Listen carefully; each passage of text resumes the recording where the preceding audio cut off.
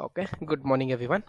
So yesterday we did discuss about how to install Node.js in your local machine, and we did install VS Code in your local machine. We installed some extensions for JS formatting, such as ESLint, Prettier, and then we used Live Server so that whenever we are writing HTML code, so we could immediately see the changes that we are making to that particular HTML file. Okay, and then we also created a JS file by clicking on this new file icon in top here, and then with an extension called as .js. Okay, and then we ran it using command prompt. So how did we run it? We ran using a command called as node and then the relative path to that file. Okay, so because you are currently in this JavaScript training, so if you say react relative path, it will be like node from this folder. How do you go? You actually navigate to day one JS, and then from there you go to hello world.js. So you see this, right? Hello world.html is also shown, hello world.js is also shown. So if you keep pressing tab, you actually navigate between different files by same name or same starting with same letter or something. Okay, so the moment you hit enter, you will get the what do you say answer. Okay, since hello world.js has no console.log statement, so you're not getting any output here. But if you just say some clg and then say hello Shreya and Sumit, okay, then you will see that it comes up all good, right? Now, and then what we did, we also did some basic operations such as add, subtract, multiplication, divide. We did not do modulus. Okay, so modulus is again something easy. So let's just go ahead and then do this. Okay, so we did this, right? Add is this. Add is plus operator. This is divide. Okay, sorry, my subtract, and then you have multiplication, and then you have division, and then this is your modulus. Okay? So when you divide 3 with 4, what is the remainder? 3. When you divide 4 with 2, what is the remainder? 0, because 2 2s are 4, and then what is the remainder? You get 0. Okay, so percentage actually stands for remainder, not for modulus actually in JavaScript. Okay, so if you divide 5 by 2, what happens? 5 modular 5 percentage to 1, right? And then 6 6 to 0. Okay, some 55 9 1, because 9 6 are 54, and then you have 1 remainder, something like that. Okay, so that's your remainder operator. Okay, coming back, so you learned about add, sub, mul, divide, and modulus or remainder. Okay, and then pre and post math operations, so which means you can actually so pre means you're doing some operation before that variable. So I cannot do this, so let me do this. Okay, and then try to do this. Okay, and you will see a got pre incremented. Okay, or a can be post incremented. Okay, I did not assign it back, so that's the reason why a is shown as 2 in both the cases. But if I do this, okay, then a is shown as 4. Okay, can you see this? Okay, so pre-increment and post-increment, so two things that we need to learn about. Okay, and then same goes for other operations also, minus minus a, and then star star a, whatever it could be. Okay, sorry, not star star a star star, and then followed by some number. Okay, this is for power, finding out what do you say, square of a number. Okay, so for example, you want to calculate square of a 2. Okay, so you say 2 star star 2. So 2 square is your 4. Okay, then 4 square is how much? Correct. So you just say 2 here. Okay, this is the power that you are supposed to mention. And if you want cube, you give 3. Okay, so 2 cube. Okay, and to the power 2 to the power 4. So when you say star star, it is to the power. Okay, so you'll also learn about math going forward. We have something called as math library, so we'll learn about that, but may not be at the moment. And then comments in JS, we have already learned about that. Okay, and then how to inject JS using script tag in HTML, we did learn that, but I'm just going to give you a quick overview. So what we did yesterday was, okay, so yesterday we had this script tag. I'm gonna remove this all this. Okay, so maybe remove everything from here. Okay, and then say h1 and say hello world,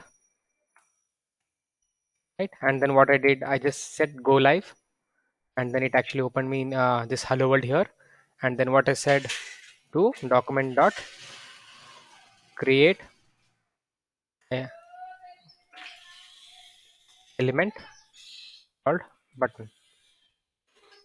Okay? And then so sorry, well, let's not do create at this moment. Let's just so get element by tag name. There is no, let's see root node. Okay, yeah, I think I'm just in a mood to search for a root node. Okay, if I just come back and then do this, you'll see here, this is how your document.getElement by root looks like. Inside that you can see your head, body. So as I said, so your whole HTML file is a document, right? I told you whole HTML file is actually referred as a document. Okay, when I say get it by root node, which means whole HTML file should get written, right? And that is exactly what is happening here. Can you see it? Right? So if you want to navigate, you can navigate from body to h1 also. So you did this, okay, and then from there you say document. From there you can say h1 whatever and inner text whatever. Okay, so you can keep going there. Okay, so another thing that we learned yesterday is, so this is script tag, that in between, where this in between these two tags only you write your JavaScript. So another thing that we learned is we added a p tag, okay, here, and then we added an id or a class here, and then we did get element by id or get element by class name, and then we try to manipulate the text from hello world to something else. Okay, Why class didn't work? class does work. Okay, let's see, let's make it demo. Okay, document dot get element by class name, demo dot text. Sumit says it doesn't work. Okay, now, so before saving it, let's come back and see this is still hello world, right? And let's save this, come back. Oh, sorry.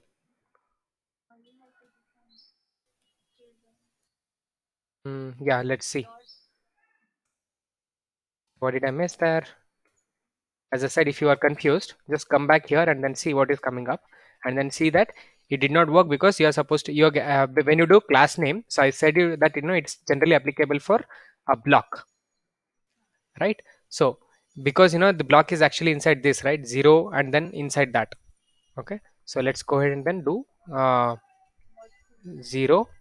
Okay, and then same thing, let me get here also in the printing, so you will see that it works now, right? It is a zero. So 0 means, yeah, okay, I'll tell you again. So I told you that class is generally applicable for a block, not for a particular element. Okay? So when you say block, it means a group. Okay? So so if when you so whenever you ask for something, right, it gives you results in group. Okay, so that time if you want to choose for a particular element, then go with one by one. So example, if I take same example with a div class, I think yesterday I did this, but I'm doing this again. Okay, so instead of say this class, you are actually applying it here. Okay, so now what is so you might have multiple hello worlds here. Okay, and you only want to change the second one. So you do document.get class name, get by class name. So the moment you do that, you actually get 3 childrens, because as I said, it gives you list. It will not give you one element, it will give you list.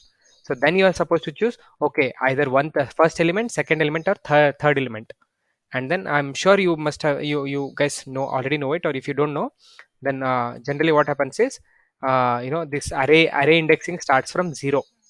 Okay, array indexing starts from 0, right?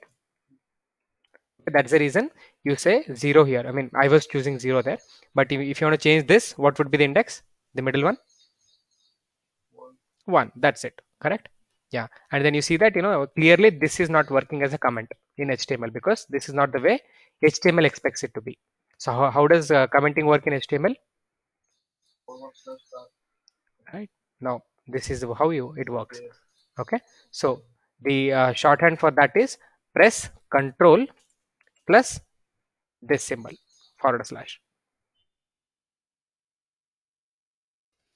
Okay. Control and /. So that will actually give you comment, and it will also uncomment. For example, if I just do it again, see, I'm actually pressing Control /. Okay. So that's how you do it in HTML.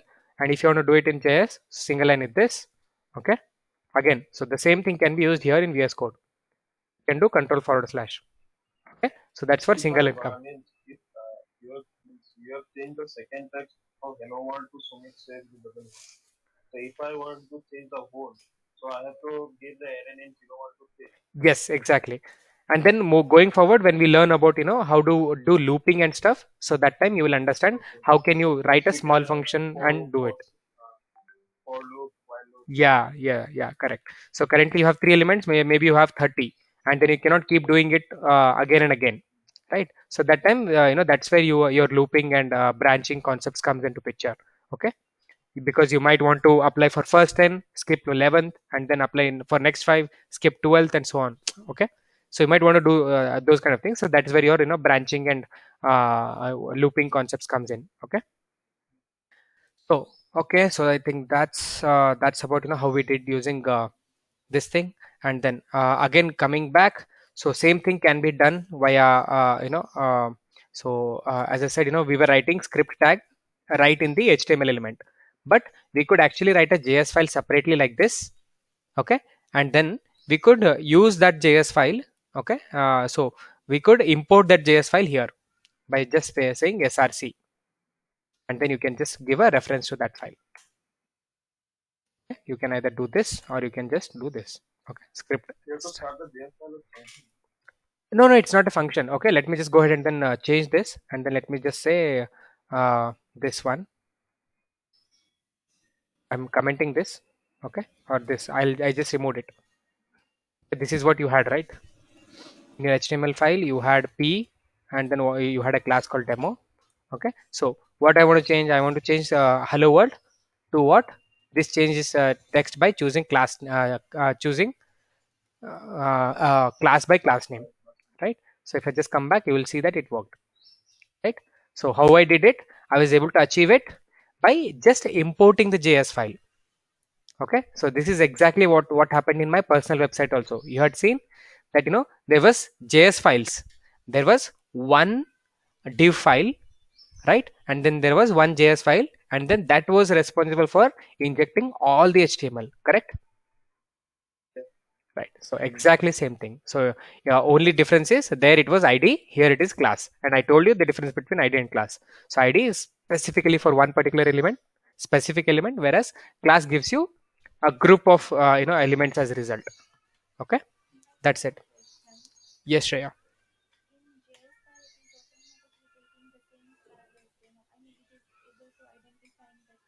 No, we actually we gave it, we gave it here. See, okay, we gave it. I think I'll just increase the font. What is the difference with it?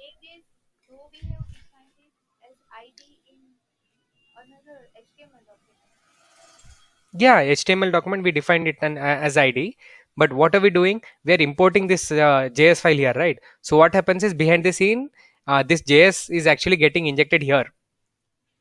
Okay, assume it that way. Okay, so it actually getting compiled to same thing. It is actually getting compiled like this, and then it will remove this reference.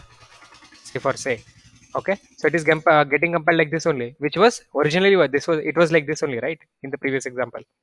Okay, so what we did, just to just for the sake of simplicity, we removed this from here. Why did we remove it? Because our HTML file was getting too big. That's all. Okay, so that's all. So that's about how do you inject using a So what is the difference between inner text and inner HTML? Okay, I would give that as a homework and then answer your question. I do that a lot of time with Shrey also. Okay, so if you have some questions like this, I generally give you as homework, and then if you're not able to find out or just clearly understand the difference, okay, then I'll tell you. Okay, again, so answer lies right there. Means Okay, you use text and HTML. you use The answer is right there. ID with text and Correct, correct. So answer is right there. Okay, answer is right there. Inner text and an inner HTML. Okay, so answer is right there, and then think about how you when you are using this, right, document dot get element by class name, and then you are adding something here. Okay, you can so think about means what you can can add. we add class name with You can. So let me just go ahead and then inner text? I could do this, but yep. Yep. In this case, it will work same way. But think about why you are using unit text and why you can choose, or when you can choose inner text, or when you can choose inner HTML. Both are same, but there is a slight or maybe major difference. Okay, on why you use it. But again, it's clearly defined in the word itself, inner text and inner HTML. Okay, and then think of what we are adding on this side also. Okay, and then you go ahead and search, and you'll get that. Okay, so that I'm gonna definitely ask you that tomorrow. Anyways, Means inner text stands for that comment the lines you wrote that is my inner text. go ahead, find out. It is thing. Sumit, go ahead, find out. Don't try to get the answer out of my mouth right now. Okay. Uh, Now, simple function like getting an element by ID and getting element from class. Okay. So what the okay. So this is the next thing that we're gonna look at. So it is that we have this thing now. Okay. We have a class. So let's just make it as ID because it gets a little easier for me. So what I'll do is I'll just have a button here. Okay. I'll have a button here which says uh, uh, click me or whatever it is. Okay, click me. Okay, so what I'm going to do is I'm going to add a function here, on click function here. Okay, before I do that, you'll come back and then see this is your hello world, and then this is your click me button. If I click right now, nothing happens. Okay, so what I'm going to do, I'm going to call a function called as again click function. Okay, and then since I'm importing everything from JS file, I'm going to add the function in JS file only. Okay, function click function. Okay, and then inside that is where I'm going to put my this document by get element by class name, or because it is ID now, I'm going to put ID. Okay, so currently you see only when you click it changed. Correct. So I'm refreshing it again. So what is the magic that I did? So your ID is still same, or again I can go back to class if you want. So what I just did, I just added a button here. Okay, I named it as click me, labeled it as click me. I added something called as on click function, on click, and this is a function that I've defined. Again, you can Function is the function. It is the function name. this click function is function name. You can call it Sumit also. It's fine. Okay, but whatever you write here should be same here also. That's all. Okay, so whatever you write there should be same here also. Your function name that you're calling here should be same in here. Okay, as I said, it just get injected here. Okay, so assume it this way. So what you're typing there should be same here also.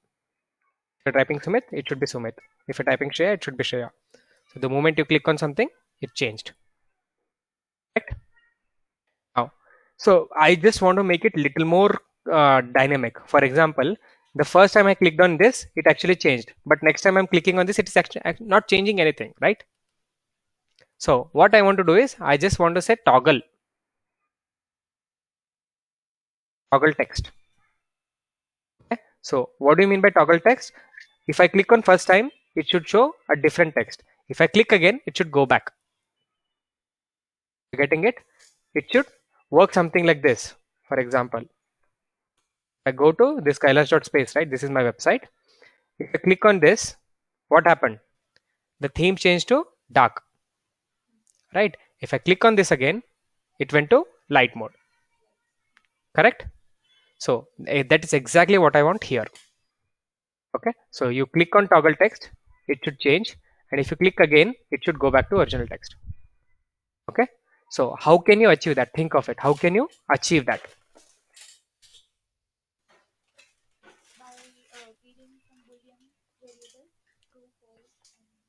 Correct. But so for that, you need to introduce someone who holds this memory, someone who needs to know if it was changed, it was not changed. So someone needs to know this. So that is where your concept of variables comes in. Variables or your different data types comes in. Okay. So anyways, I will go there, but let's see, if we have anything here. Okay, we have alert and we have input statements, which we'll do. So I'll just go ahead and then do this quick example now. Okay, so what we have is, say for example, I'll just go ahead and then say var. Okay, and then I'll say uh, uh, clicked, or clicked is equal to false initially. Okay, so what I'll do, if clicked is false, okay, clicked is false, or you can actually go ahead and then say clicked equal to false, whichever you feel fine. Okay, for initial, then this is a ternary operation that I'm doing, then show this text. Otherwise, show what? Show this hello world only. Okay, but again, how do you know that click got changed? So like again, I'll come back and then see that it doesn't really work. I clicked on toggle text, it said this, but I clicked again, nothing really worked, because we did not really change this. Yeah, so what we should do, we should make sure that the moment the Sumit function is called, make sure that it is true. Okay, again, this will also cause problem. Okay, let's see how. Okay, so refresh this. I clicked on toggle text. What is happening? Okay, so no, so the thing is, see, I refresh. The moment I clicked on toggle text, what happens? It is calling Sumit function, and then it is actually making clicked is equal to true. And then if clicked is equal to true, what happens? It should still show hello world only. So that is why it is not changing. So what should happen?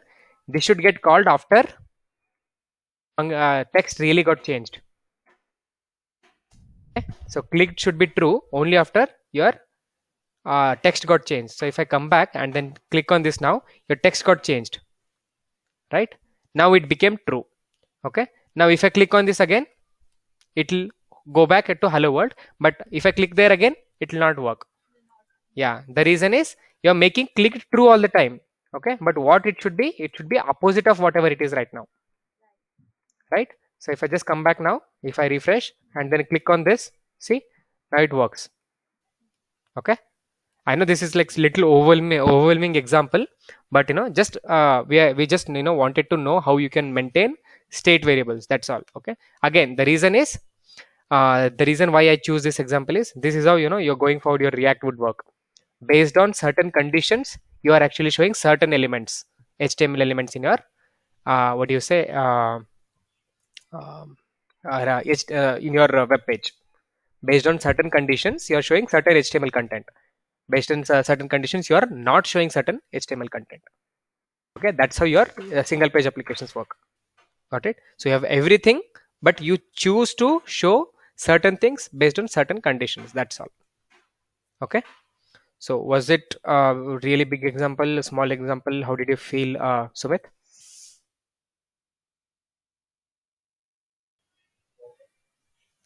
I can't hear you. A normal example, that means I have understood the ternary operation, but the function part. Okay, so let me just go ahead and then make it a little simpler. Okay, so how to create a function? Function has this standard example. Just start with function. Okay, and then you enter your function name followed by this parenthesis, and then give this flower bracket. This is how your function looks like. That's it. Okay, that is your syntax.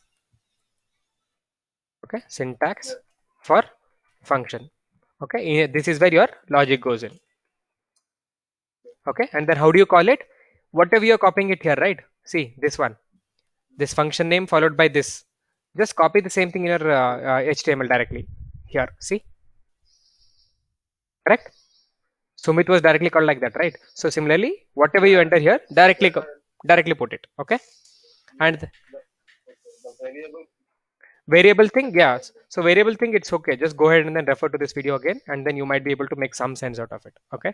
I know, it suddenly took you off bit, so that's why I've been asking you, not Shreya, because I know she understood this. She has done some examples, so I'm sure she understood this. Okay. So go back and refer to this again, and then you will understand. So variable is something that holds a certain value. Okay. In this case, what I've did is I initially assigned it a value called as false, and then I'm changing it each time when this function was called. So each time I'm clicking on this button, I'm changing the value of that particular variable. This one. Okay. So you can also make it something like that. Okay. You can say this is clicked. Okay. And then if it is clicked, you can make it not clicked and so on. So that becomes a little complicated. A lot of ternary operations. And that's why I just made it as false true. Anyways, I think that's it for today. I'm gonna stop recording. Thanks for watching. Hope to see you next video. Please don't forget to like, share, and subscribe.